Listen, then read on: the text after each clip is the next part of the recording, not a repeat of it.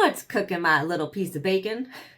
Today is May 27th, and here are your holidays for today. So the first holiday is World Dracula Day, and this started in 2012 by the Whitby Dracula Society of 1897. And 1897 was when the first book was released. And the society is fairly new. And Bram Stoker, who is the author of this book, he got the inspiration from the city. He went there on vacation, and with the architecture and the ruins that are there, he got super inspired. And he already loved European folklore, Transylvanian history, and then he started reading about Vlad the Impaler. If you don't know who this is, Vlad the Impaler, he was a real person. He lived between 1431 and 1476, and he was a prince or a military leader, and he killed a whole bunch of people. And I don't mean like a whole bunch, like a shit ton of people. In, I think it was 6 years or 8 years, 80,000 people. And he got the nickname Vlad the Impaler because 20,000 of them were impaled on like the front lawn of his castle. So he gets up, has his morning coffee, and oh, look at all the dead bodies out there. Oh, wonderful. I have no words.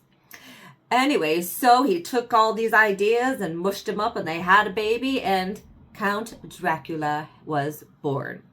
Now, he originally was going to have the name Count Wampyr. Put it right there.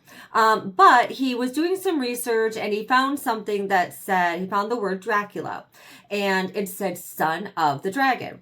And he was like, oh my God, I'm a son of a dragon. His father was in the during the Ottoman Empire, his father was a part of the army. That part of his group was dragon something. So he's like, boop, nope. This is it. This was destined to be.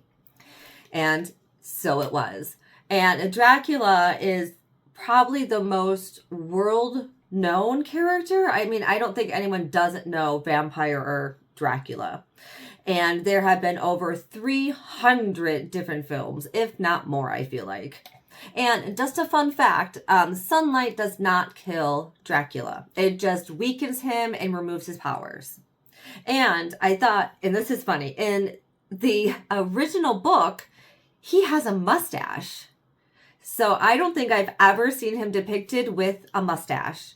So I would love to see this. So I wish somebody would do a very authentic off the book. So thank you. All right, the next holiday is the Scripps National Spelling Bee. And this started in 1925 by the Lewis Carrier Journal in Washington, D.C., and they were trying to help literacy. Especially during this time, there were still people in rural areas, so education was not as important as survival.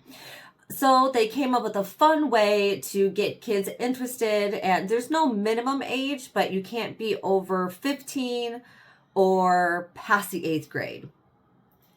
And it got attention. So for the very first spelling bee, there was 9 students. And the first student won 500 gold pieces, or about $9,500. And the judges or the people talking tried to stay away from funny words like titillation. I hear that word and I want to start laughing, and I'm an adult. So very smart. All right, best friend. Now, the best holiday, of course, is your birthday. So I hope you go out and have a fantabulous day and celebrate yourself, bestie, because you deserve it. All right, I'll see you tomorrow. Bye.